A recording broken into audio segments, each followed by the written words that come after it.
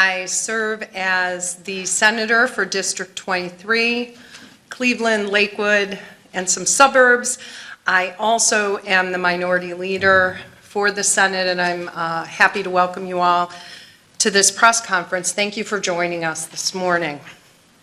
We're here today to announce that this week, bipartisan legislation will be introduced in the Senate to end the use of the death penalty in Ohio and replace it, when there's a capital offense, to first-degree murder to a sentence without parole when there's the surety of the accused. Let me say that again. We are moving to replace the death penalty and capital punishment when there is surety of the accused to a life in prison without parole. As many of you know, for over a decade, numerous legislators, including myself, have worked to abolish the death penalty in the state of Ohio. I first joined Representative Ted Celeste in 2011, along with House and Senate Democrats, including Senator Edna Brown, to introduce bills. Since then, I've introduced a bill in every General Assembly, seeing an increase both in support and bipartisan co-sponsorship. I believe it's indeed time for the state of Ohio to take the pragmatic, economically prudent, principled step to end capital punishment, which has been found to be expensive, impractical, unjust, unfair, inhumane, and in the past, even erroneous, as indicated by Ohio's 11 death row exonerees. It's a punishment that's been shown to be administered with disparities across racial and economic lines, has failed as a deterrent to violent crime, and has prolonged victimization to murder family victims and loved ones through the lengthy appeal process. It's our belief that we as a society must be better than our worst criminals and better than our flawed justice system. Capital punishment is not pursued with equity. It's been described by former Ohio Supreme Court Justice Paul Pfeiffer as a death lottery, depending on where you happen to commit the crime and the attitude of the prosecutor. Even the architects of today's death penalty have called for its end. Former Attorney General Jim Petro, along with former Governor Robert Taft, and former Attorney General Lee Fisher, jointly authored an editorial in the Columbus Dispatch in 2021 calling on the Ohio General Assembly to retire Ohio's death penalty. They opined, "We had the best of intentions, but in this case, we built it and the expected benefits did not come. Instead, we have a broken and incredibly costly system that fails to aid or protect us in any way." Present Governor Mike DeWine has established an unofficial moratorium on the death penalty, stating that his administration will not execute anyone under the status quo, as our state is unable to obtain the drugs necessary for current execution protocols. The governor also critiqued the death penalty in our state and said it does not serve as a deterrent to future murderers. Former Governor Strickland said, "I think the death penalty is wrong for a lot of reasons. It's unevenly applied. I think there's always the danger of an innocent person being killed by the state." A majority of Ohioans would agree. In a poll of Ohioans in 2021, 59% said they now support replacing the death penalty with life in prison without parole. In September of 2022, I met with a delegation from the European Union who outlined the importance of abolition in the context of working with international business community. If Ohio truly wants to be a business-first state, and I think we do, we must also lead the way in ending capital punishment. Our European counterparts from Western countries have long ago abolished the death penalty, and delegate members shared with me their enthusiasm for partnering with businesses and with U.S. states that have done the same. The United States is one of 5 advanced democracies and the only Western nation that applies the death penalty. Our allies who have ended it include Canada, Mexico, Australia, and a host of other countries. In the U.S., 23 states and the District of Columbia have legislatively abolished the death penalty. This includes Virginia, who in 2021 became the first Southern state to abolish it. Today, with my joint sponsor, Senator Steve Huffman, we announce our intention to introduce and pass bipartisan legislation in the Senate to end the death penalty. We are working with perhaps the strongest bipartisan team of members in the Senate. Our goal is to also have companion legislation in both the House and the Senate. I'm pleased today to be joined by my joint sponsor, Steve Huffman, Senator Herschel Craig, Senator Michelle Reynolds. I also want to thank the additional members of the Senate so far who have signed on as co-sponsors, Senators Blessing, DeMora, Hicks-Hudson, Ingram, Lang, Rogner, Smith, and Sykes.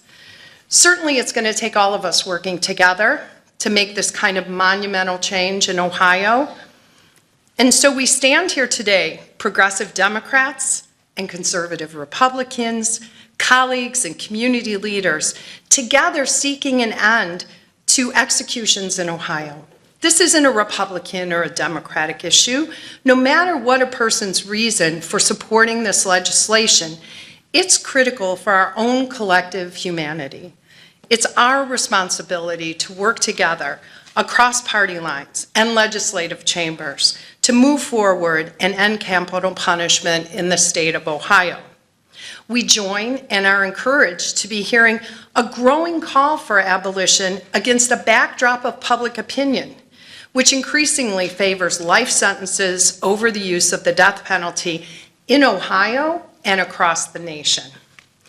With that, I would like to welcome for remarks my joint sponsor, Senator Steve Huffman. Thank you, Senator.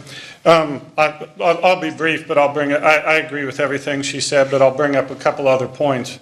I believe that as a devout Catholic, the death penalty is wrong based on there should be one being that decides if you live or die, and that's the Lord, and it's not a judge. I have my brother and sister are judges, and it should be the Lord that decides if you live or die. But I also had a discussion with a judge about finding closure. Often the death penalty is not closure for the family, and you think that it is at times. But when that family members or group of family members has to go back to court for 20, 25 years and relive whatever horrible event that their family member went through that was murdered, it's not closure. But to know that if someone is sentenced to life without parole, they can have some type of closure to be able to say, this is done. I'm not going to have to go to court and continue to live these things over and over again. You know, you look at the financial aspect of the death penalty. It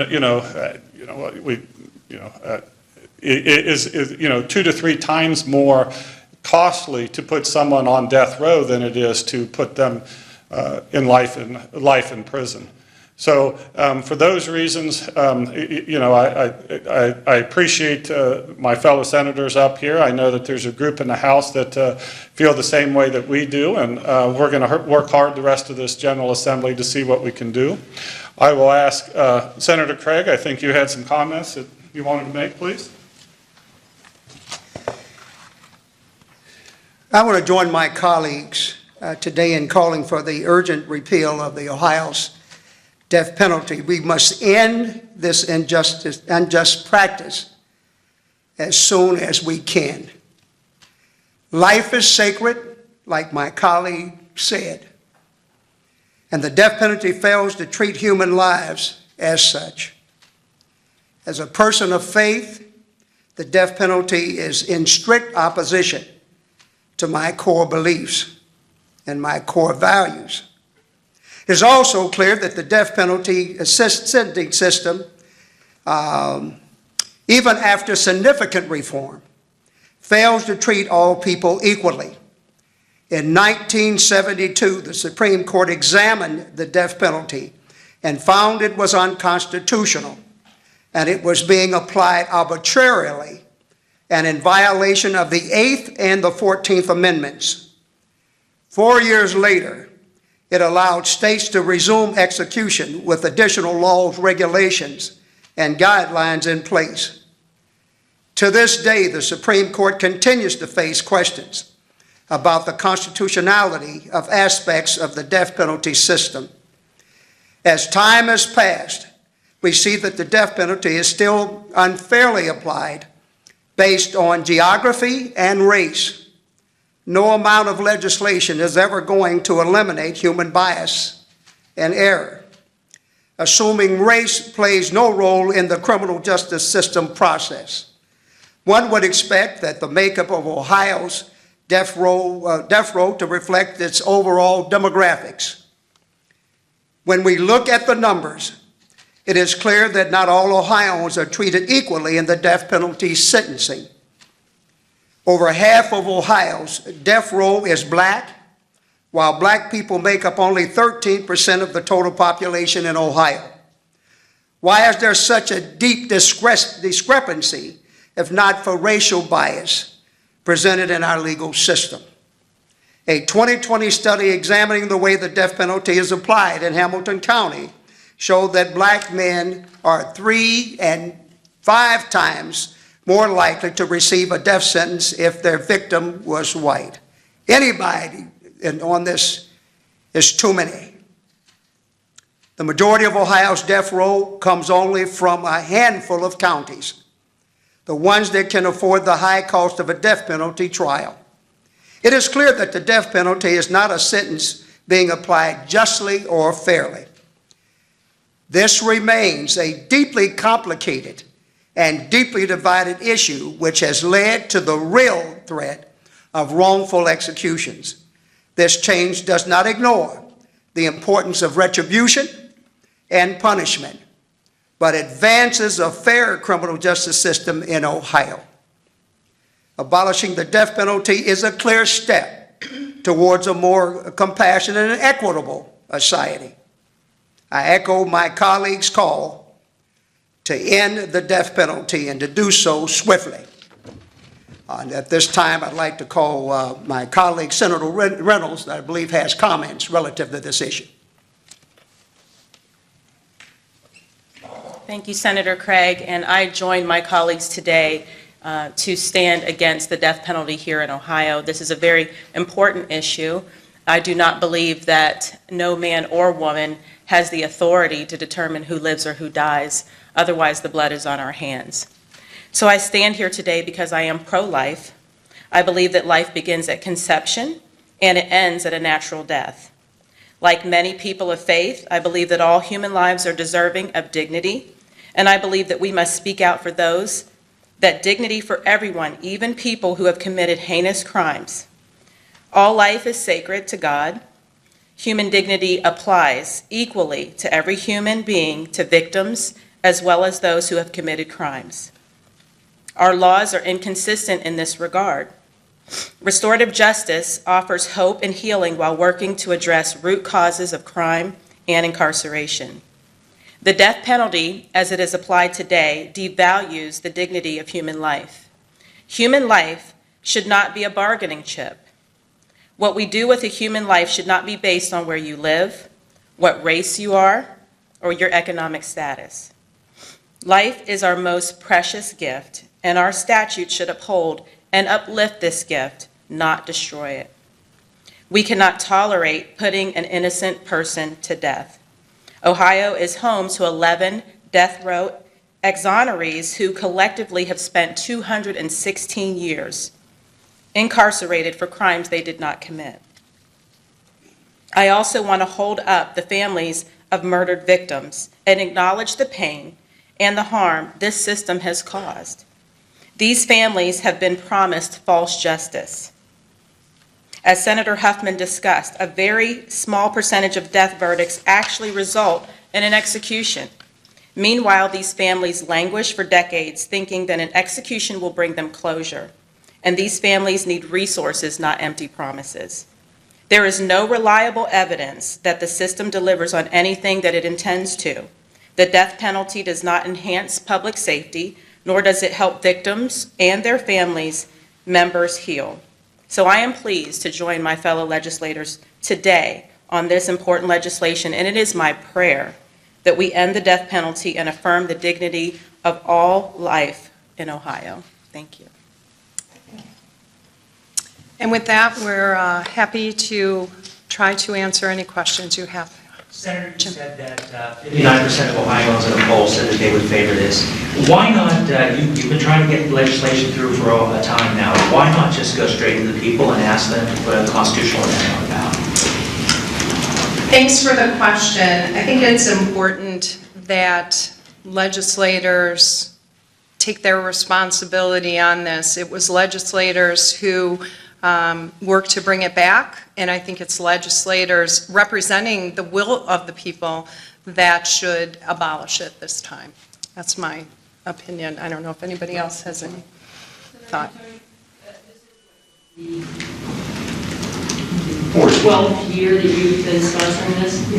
Why is this year different? You know, I was asked this question, I've been asked this question a lot lately. Every time we come forward is the time I believe, and all of us standing here believe, we are going to make this work. We are going to pass this. We have to believe that to introduce the legislation and to have the discussions and the debate, first and foremost. I do believe that this is one of the strongest, as I said before, groups of bipartisan legislators that we have right now. We've added some new folks to our co-sponsor list. We're still talking to a couple of legislators on whether or not they want to co-sponsor. And the conversations have just shifted and changed. As public opinion has increased, so has the conversations that we're all having with our colleagues moved more towards abolition today than I think I've ever had that many conversations with my colleagues that are in support of ending this. Where is leadership on this? Have they committed to helping you move this legislation? I'm going to look at you. You know, I've had discussions with the president. You know, our fathers were both prosecutors, and both of our parents were prosecutors, put people on death row, and my father turned around after he was ordained in the Catholic Church as a deacon and defended the people on death to prevent them to go to death row. And I think, you know, I think the president looks at it from an attorney's point of view, and I understand that. And you know, he has said that he's open to discuss this and debate this, and if the Senate is that how the majority will vote, that's what he says he'll look at. So do not believe I've seen anything what Speaker Stevens has said about this. We're not in the House, but you know, leadership in the House, I just don't think have been spoken yet. So, Has there been a change in President Huffman's position? Like, is the door cracked open more this year than? He's always said he'll look at everything, and so I think it's still always a possibility with him. And I echo that. The conversations that I've had with President Huffman are echo what Senator Huffman just said, that he will consider when a majority of his members, when he's hearing from his members and their support of something, that opens the door to have a broader conversation. He's been pretty consistent about that. What's your total co-sponsor count? I don't know what the count is. 5 Republicans, 7 Democrats. 5 Republicans, 7 Democrats. Thank you. What are the biggest obstacles to getting this through the legislature? What are the biggest reasons this has not passed until now?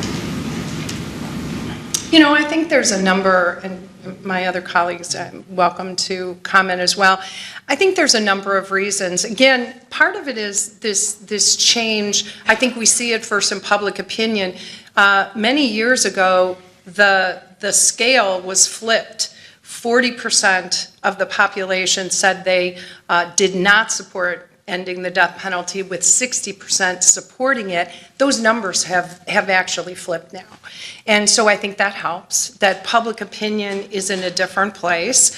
I think over the years what we've seen is an inability to perform executions, and as such, then we've had a broader conversation about if we can't execute, maybe we need to look at what are we doing anyway. And I think it's opened up a space for us to have these broader conversations without executions happening. And so I think some of those reasons we've already talked about, the costliness, the racial disparities, the disparities of people who are poor. And I come from Cuyahoga County, one of the counties that sends the most people to death row, and so it's on my mind very much. Well, what I'm trying to ask is, public opinion is shifting. Yeah. As you said, there are more people signing on. Why hasn't this passed? So your question earlier was kind of about who's opposed to this, and the prosecuting attorneys, the judicial council look at it as this is a tool that they can use to maybe look at someone that's looking at death row and make a plea bargain to life without prison without putting the family through it. So they feel it's a useful tool from the prosecutors and the judicial council. I think that's where the opposition comes, and I think that's why there's some of our colleagues feel that, look, there are just hideous crimes that the vast majority of these people are waiting for death row, and I'm not and so they're trying to hold that to keep them in prison for the rest of their lives. So, Do you have concern as you open up this topic again that this should go the other direction? That you may have some of your colleagues who will be willing to change the method of execution, get it back on track? I know that's been discussed recently. There was an article in the Plain Dealer over the weekend that talked about other states doing that. That has not ever been a discussion in the state of Ohio, and my hope is, with such strong feelings about how this has not served us well, coming, as I mentioned, from the architects of capital punishment, that we would not move in that direction. I think one of the things you're hearing from many of my colleagues, and certainly from our governor, is that while there are many, many reasons, there's a moral center to the reason why we are compelled to move forward in this way and not find a different way to execute people, but actually stop executing people. A lot of people have said that certain crimes against children or against elderly people, some of these things are so heinous and so bad that you have to have the death penalty because they are beyond just ordinary murder. They're really vile, really vicious. How do you, if you take the death penalty off the table, how do you deal with those crimes? And what about the retribution factor? So I would invite anyone who truly believes that way to visit one of our maximum security prisons and to find out and to see and actually experience, as I have and many of our legislators have, what that place looks like that you would be spending the rest of your life without any opportunity. And make no mistake, life without parole for those crimes that are now capital crimes, where someone would be considered to be executed, now that would be life without parole. I would argue that having someone wake up every day, be in that space, and think about what they themselves did to put themselves there is justice served, That's my response. For those of you who use a faith-based response, what about all the sections of the Old Testament from a Christian perspective, from the Torah, the Jewish perspective, where God has ordained the death penalty? So I would also say from the Old Testament, we have our 10 Commandments, and the sixth one is thou shalt not kill. And although the murderer or the one on that is getting the death penalty, I think that to make the decision that they died makes us complicit. I agree with Senator Reynolds, but I was named after, my father was born on St. Stephen's Day, the day after Christmas, and that's why I was named Stephen. And St. Stephen was the very first martyr in the Catholic Church, and he was stoned to death by St. Paul. And Paul went and found the Lord. And so, as she said, I don't think that,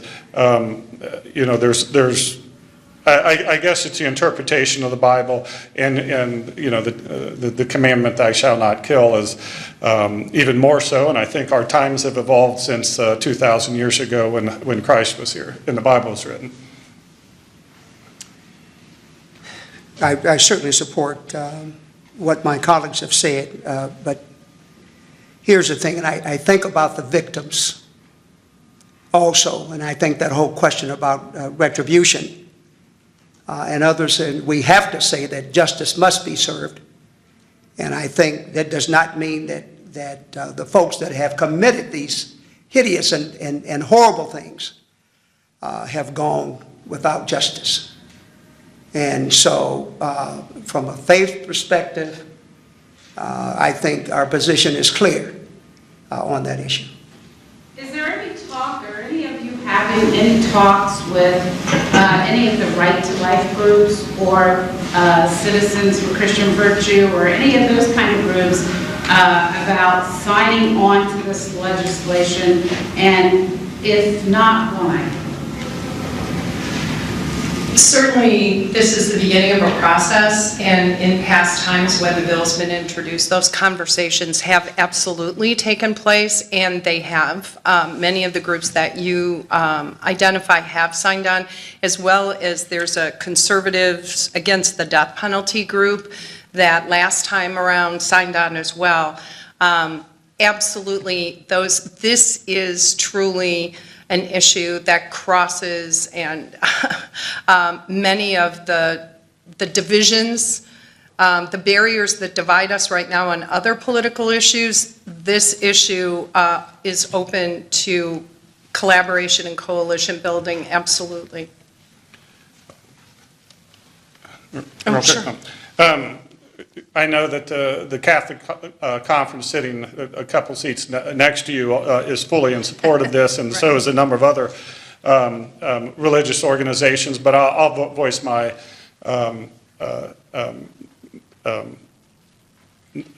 displeasure with many of the pro-life groups. They feel that this is not actually part of their policy, that they concern themselves more with birth and pregnancy, and don't really take this up as a subject, which I think they should, because it is life.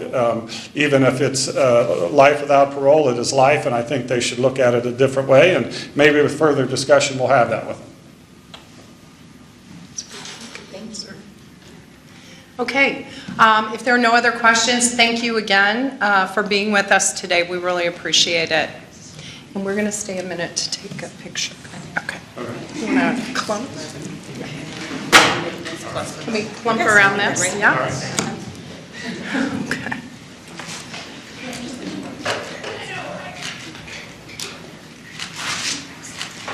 Thank you. Thank you so much. Thank you. Thank you. Good to see you. Thank you. Oh, yes. I know, I think you're taking it.